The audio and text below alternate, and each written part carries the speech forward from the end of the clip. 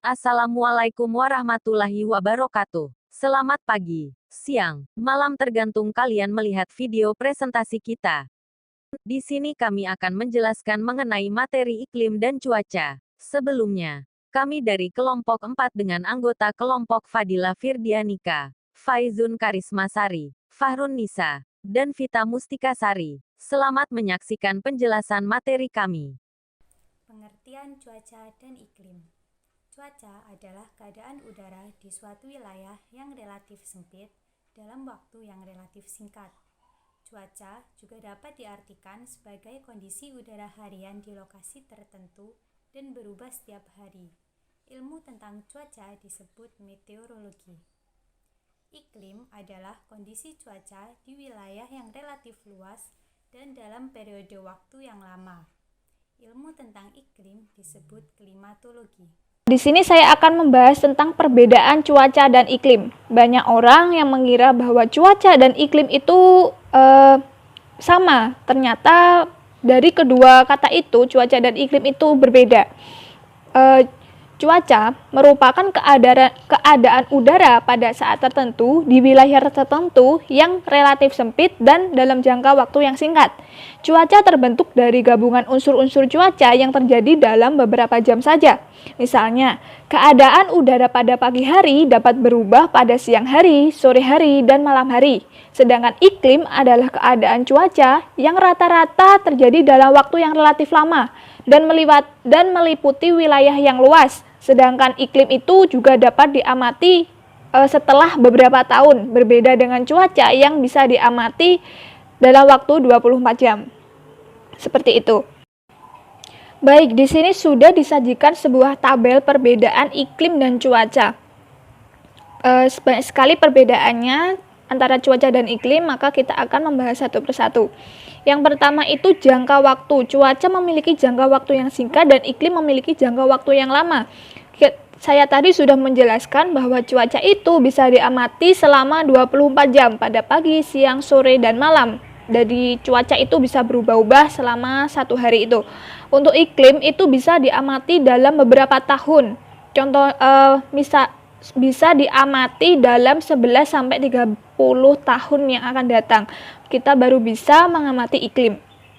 Lalu tingkat perubahannya, cuaca memiliki tingkat perubahan yang cepat dan iklim memiliki tingkat perubahan yang lambat.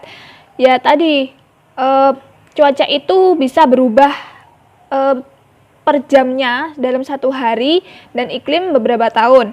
Lalu luas wilayah cuaca itu sempit dan iklim itu memiliki luas wilayah yang luas. Maka dari sini kita mengetahui bahwa cuaca memiliki daerah cakupan pengamatan yang sempit, sedangkan iklim memiliki wilayah cakupan yang luas. Cuaca pada suatu daerah berbeda-beda, jadi cuaca di Malang dan di Jakarta belum tentu sama pada satu waktu tertentu. Sedangkan iklim mencakup suatu wilayah. Setiap wilayah mempunyai kondisi alam yang berbeda-beda. Salah satunya dipengaruhi oleh ketinggian suatu wilayah. Misalnya, Indonesia berada di jalur khatulistiwa. Oleh karena itu, beriklim tropis dan hanya mempunyai dua musim, yaitu musim panas dan musim hujan. Sedangkan pada daerah di Eropa biasanya itu memiliki 4 musim. Berbeda di Indonesia ya. Lain lagi di wilayah kutub yang jarang terkena sinar matahari, yang biasanya disinari hanya beberapa jam saja, bahkan tidak terlihat sama sekali selama beberapa bulan. Nah, untuk selanjutnya itu faktor pengaruh ya. Faktor pengaruh perubahan cuaca itu adalah geografis dan topografi.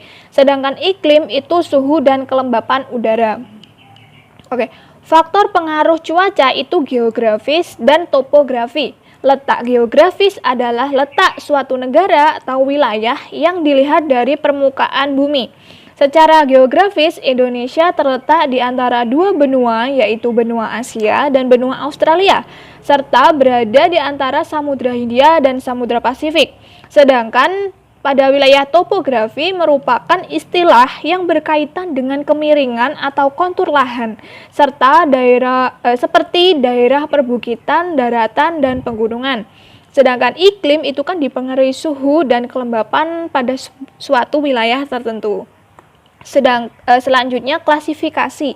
Pada cuaca itu klasifikasinya panas, cerah, berawan, hujan, dingin, dan berangin. Sedangkan iklim itu biasa disebut dengan iklim tropis basah, iklim kering atau setengah kering, iklim yang bervariasi suhu, iklim sirkumpolar, dan iklim kutub.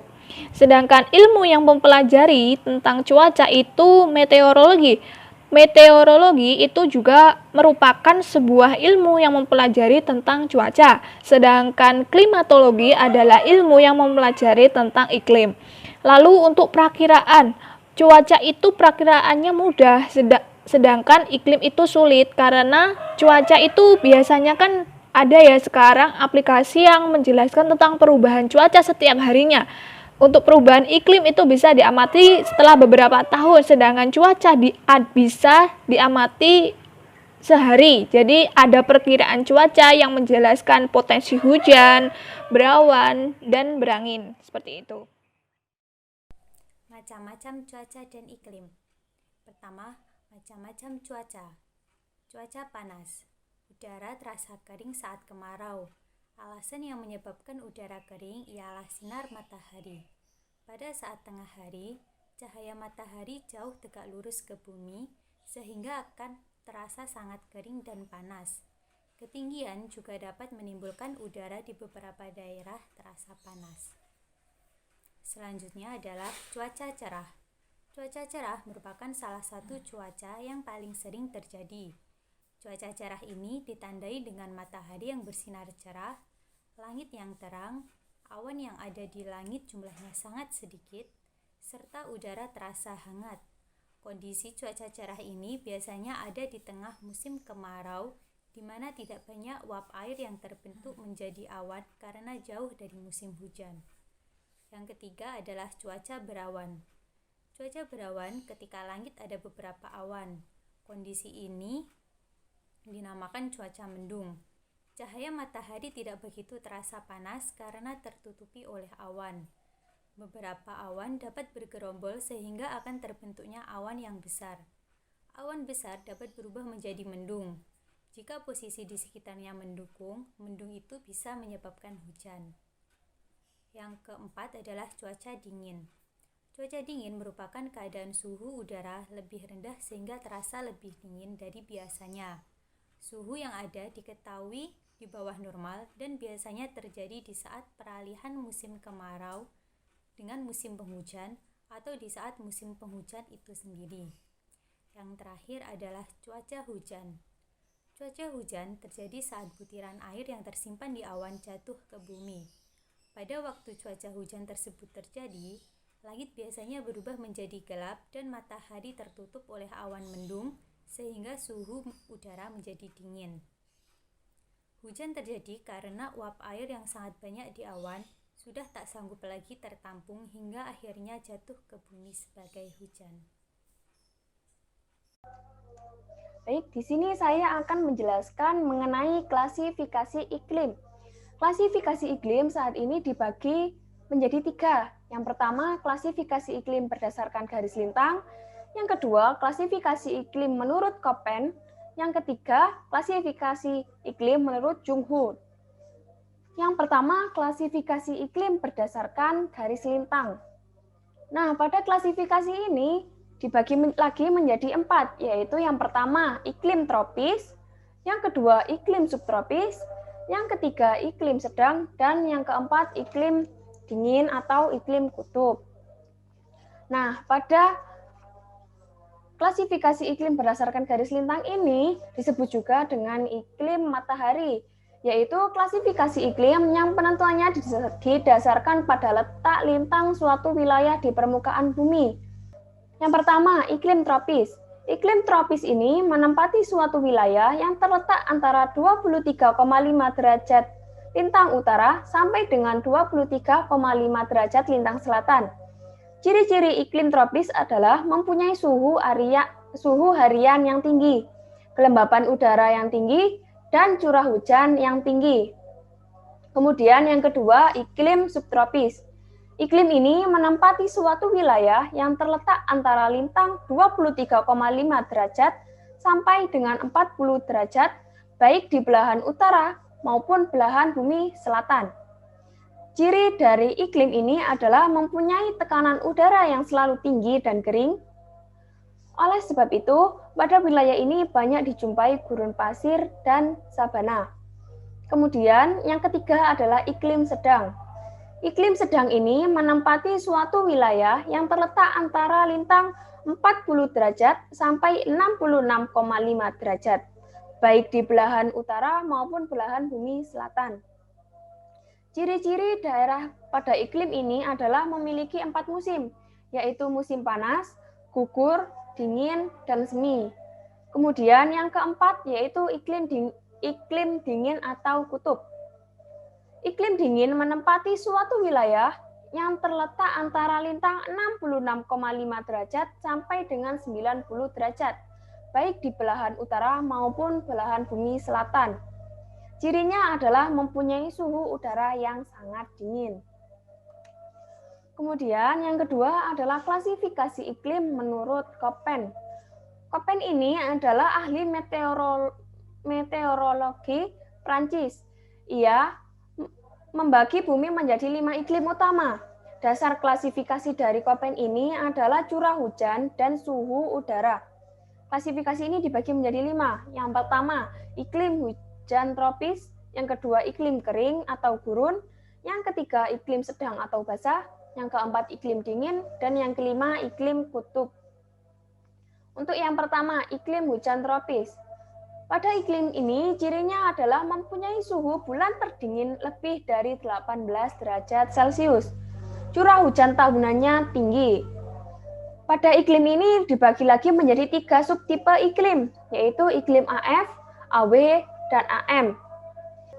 Pada iklim AF, tipe iklim hujan tropis dengan curah hujan bulanan lebih besar dari 60 mm. Iklim AW adalah tipe iklim hujan tropis dengan memiliki musim kering yang panjang. Dan iklim AM merupakan tipe iklim peralihan antara AF dan AW. Kemudian yang kedua adalah iklim kering atau gurun. Pada iklim ini memiliki ciri mempunyai jumlah curah hujan lebih kecil daripada penguapannya. Kemudian yang ketiga, iklim sedang atau basah. Pada iklim ini memiliki ciri mempunyai suhu bulanan terdingin adalah minus 3 derajat Celcius sampai dengan minus 18 derajat Celcius. Kemudian yang keempat, iklim dingin. Pada iklim ini memiliki ciri mempunyai suhu bulanan terdingin kurang dari minus 3 derajat Celcius dan suhu bulanan terpanas lebih dari 10 derajat Celcius. Kemudian yang terakhir, iklim kutub. Pada iklim kutub ini memiliki ciri-ciri yaitu mempunyai bulan terpanas dengan suhu sebesar kurang dari 10 derajat Celcius. Kemudian yang terakhir, klasifikasi iklim menurut Jung Ho. Jung Ho membuat klasifikasi iklim berdasarkan ketinggian tempat dan tanaman budidaya yang dapat tumbuh di daerah tersebut. Kita dapat mengetahui semakin tinggi tempat, maka semakin dingin pula suhunya. Oleh karena itu, tanaman budidaya yang dapat tumbuh akan berbeda-beda pada setiap ketinggiannya. Nah, pembagian iklim pada klasifikasi kali ini yang pertama yaitu daerah panas, daerah sedang, daerah sejuk, dan daerah dingin. Yang pertama, daerah panas. Daerah panas ini berada pada ketinggian 0 meter sampai dengan 600 meter.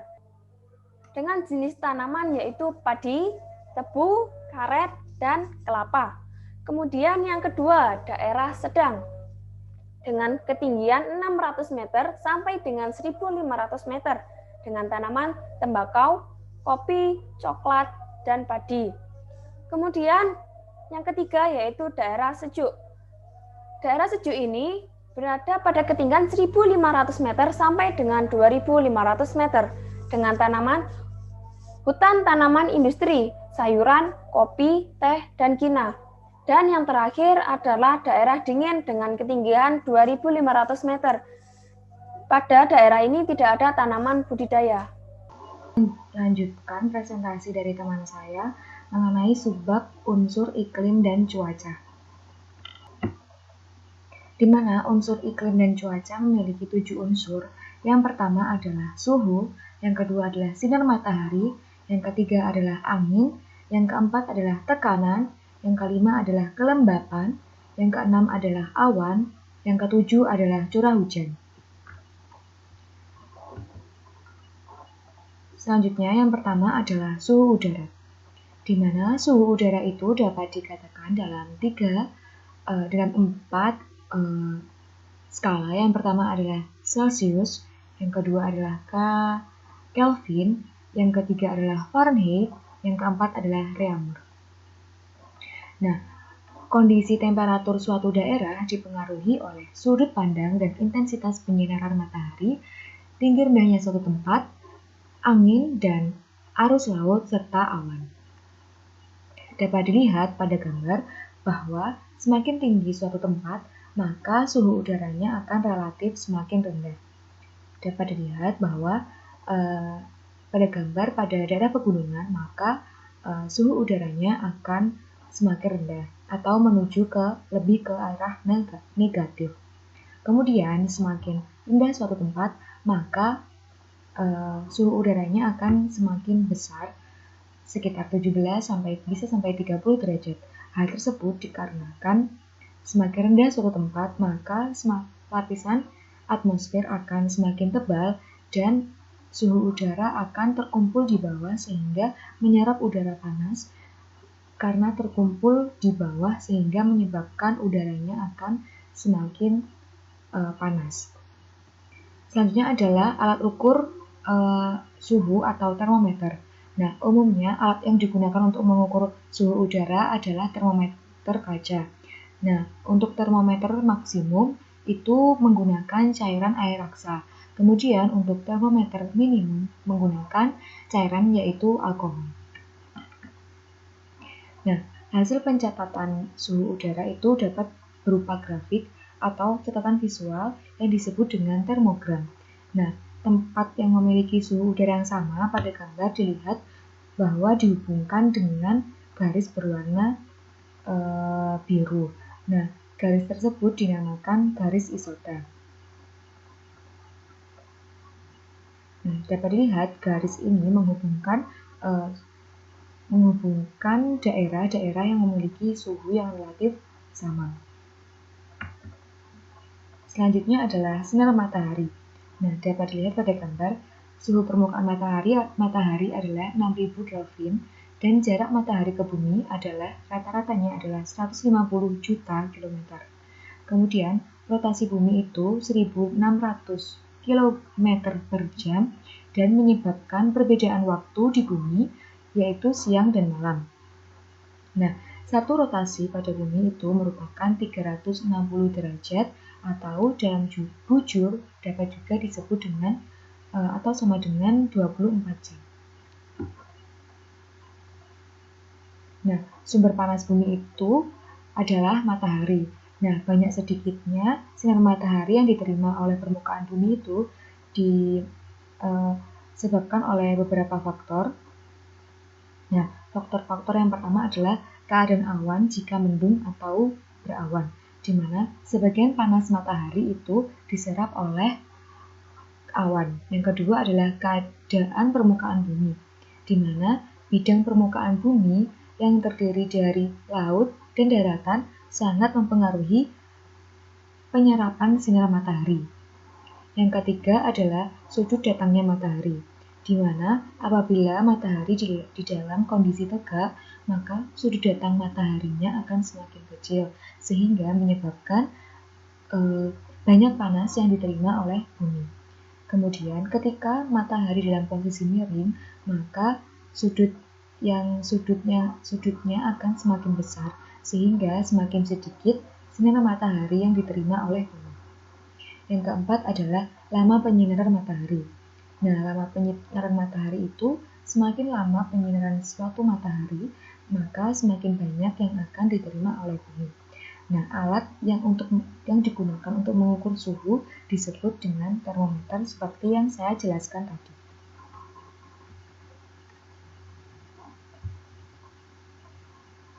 Selanjutnya adalah pemanasan secara tidak langsung. Yang pertama adalah konduksi.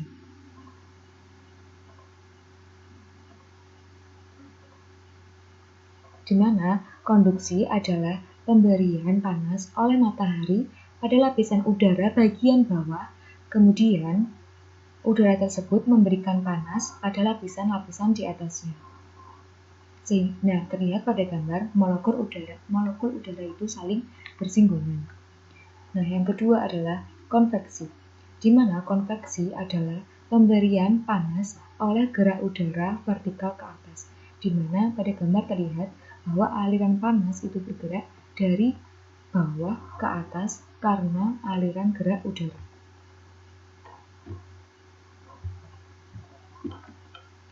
Nah, selanjutnya adalah pemanasan secara langsung. Pemanasan secara langsung ada 3. Yang pertama adalah absorpsi atau penyerapan unsur radiasi. Nah, penyerapan unsur-unsur ini, unsur radiasi matahari ini misalnya adalah penyerapan sinar gamma, sinar X, dan ultraviolet. Nah, unsur-unsur yang menyerap radiasi matahari tersebut adalah oksigen, nitrogen, hidrogen, dan debu.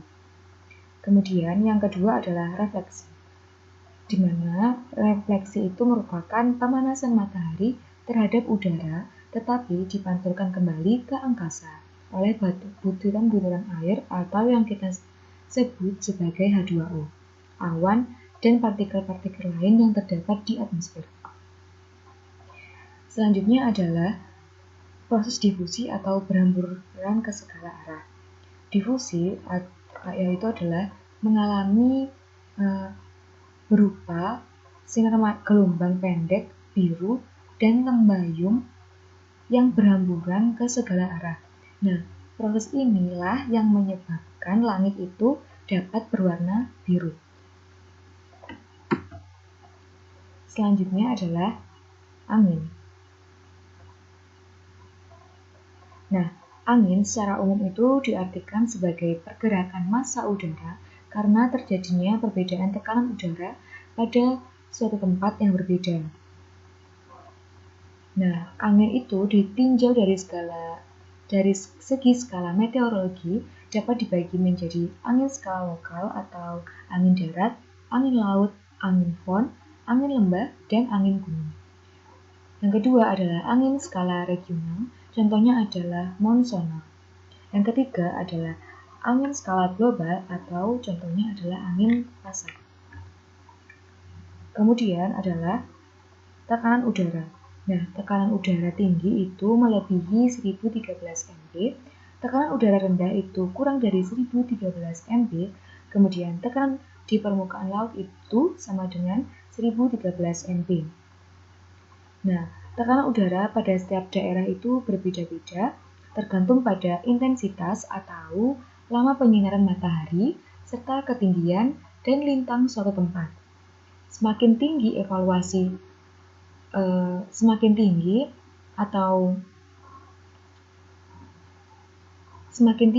semakin rendahnya suatu lintang,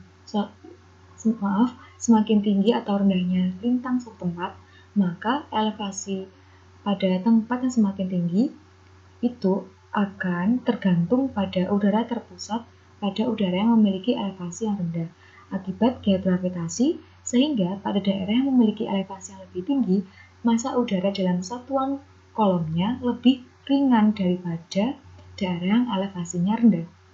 Dengan demikian, tekanan udara akan lebih rendah pada daerah yang memiliki elevasi yang lebih tinggi.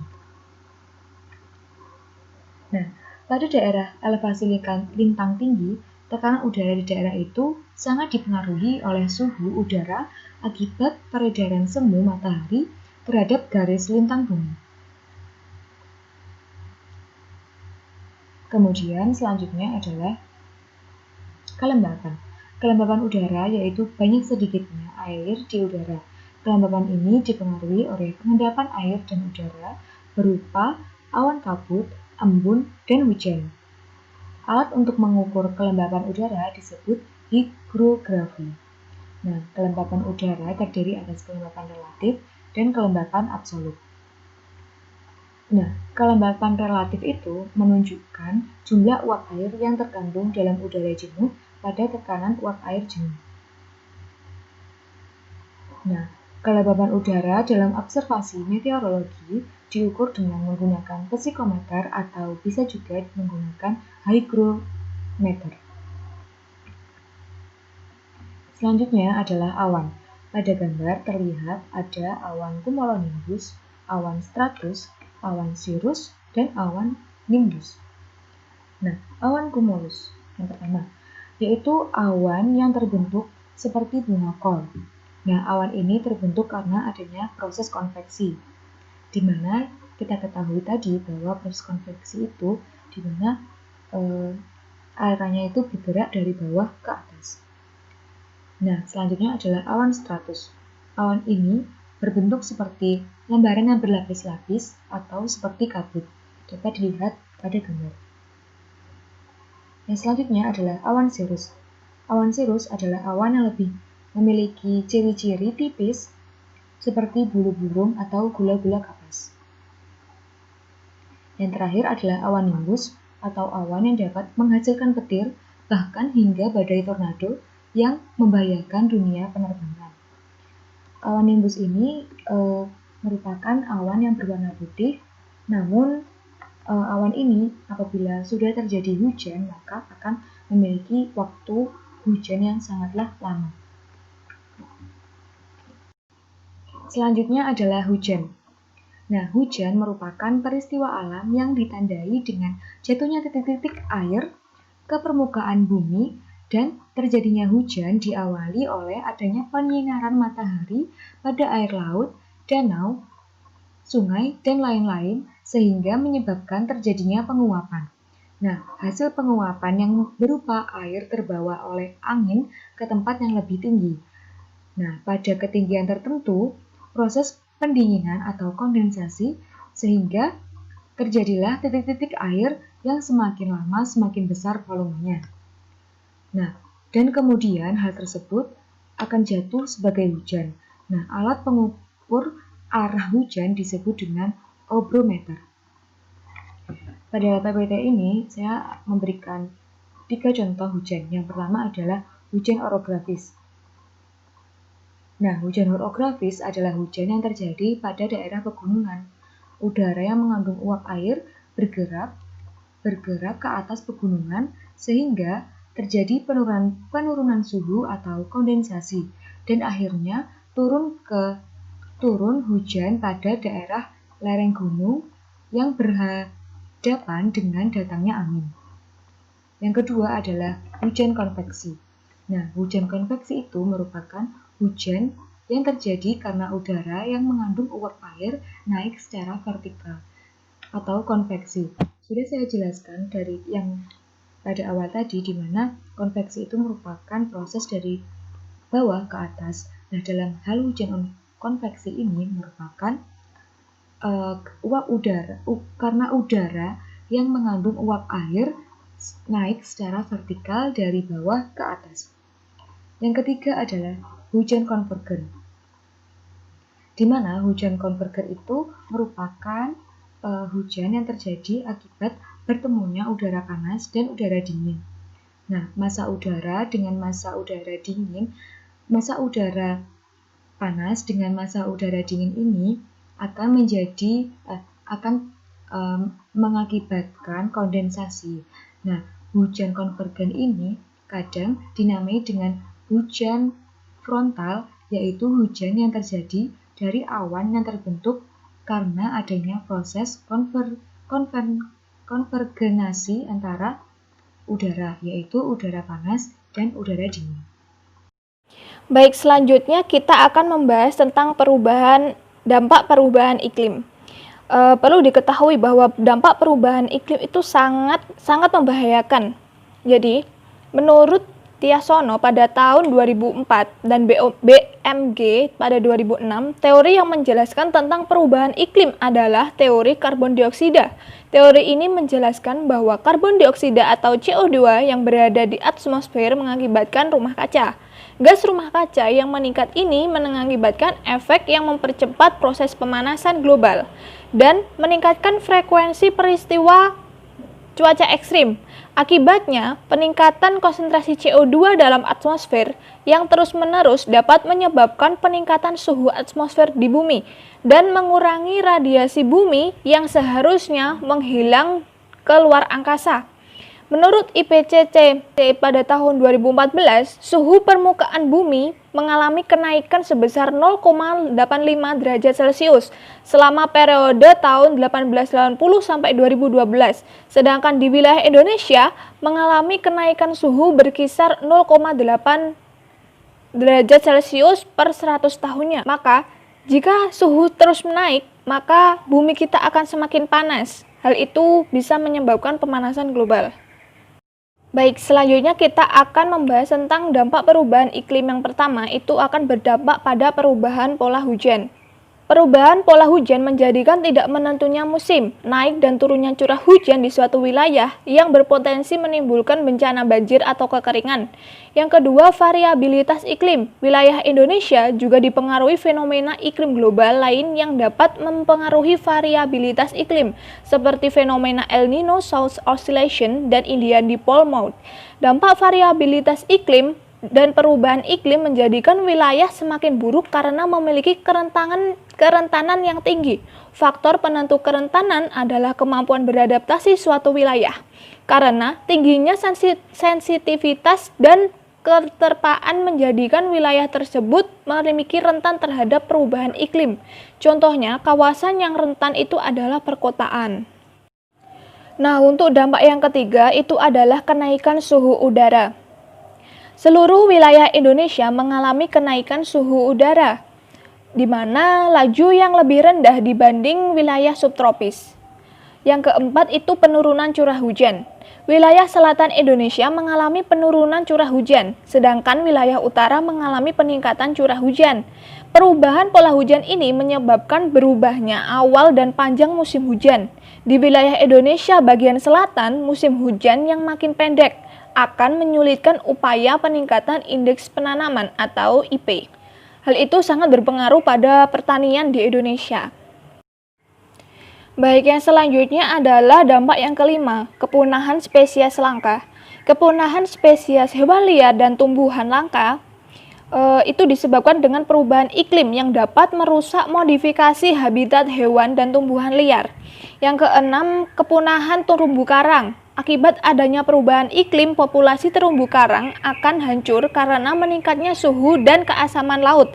Fenomena pemutihan karang dari kenaikan kecil suhu laut yang berkepanjangan menyebabkan bahaya berat bagi ekosistem laut. Jadi dapat menyebabkan punahnya terumbu karang. Nah, selanjutnya kita akan membahas tentang manfaat cuaca bagi kehidupan sehari-hari. Yang pertama pada bidang transportasi. Cuaca dimanfaatkan terutama untuk kelancaran sarana transportasi pesawat terbang dan kapal laut. Yang kedua, bidang pariwisata. Di Indonesia yang beriklim tropis memiliki keanekaragaman flora dan fauna. Oleh karena itu, banyak mengundang wisatawan baik dari dalam maupun luar negeri yang ingin menikmati pesona Indonesia. Yang ketiga, bidang pertanian. Karena di Indonesia beriklim tropis, maka sangat cocok digunakan untuk usaha pertanian yang udaranya panas dan mendapatkan curah hujan sepanjang tahun. Ya, terdapat pula dampak positif dan negatif pada cuaca ya. Dampak positif dari cuaca adalah menyuburkan tanah akibat dari turunnya hujan dan air akan berlimpah. Air yang turun akibat hujan itu disimpan oleh pohon-pohon sehingga dapat menjadi cadangan air. Yang kedua, pada cuaca panas dapat mengeringkan pakaian dan atau hasil panen dengan cepat.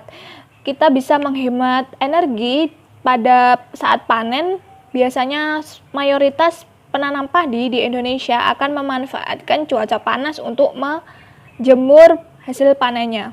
Yang ketiga itu sebagai pembangkit listrik.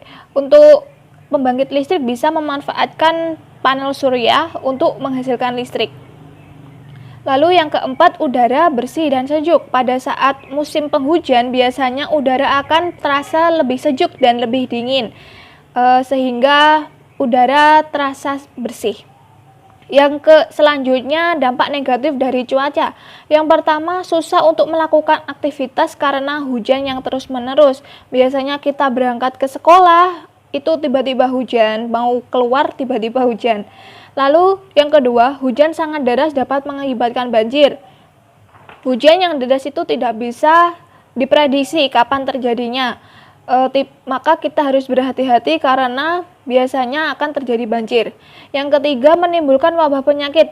Perubahan transisi antara musim itu bisa mengakibatkan wabah penyakit.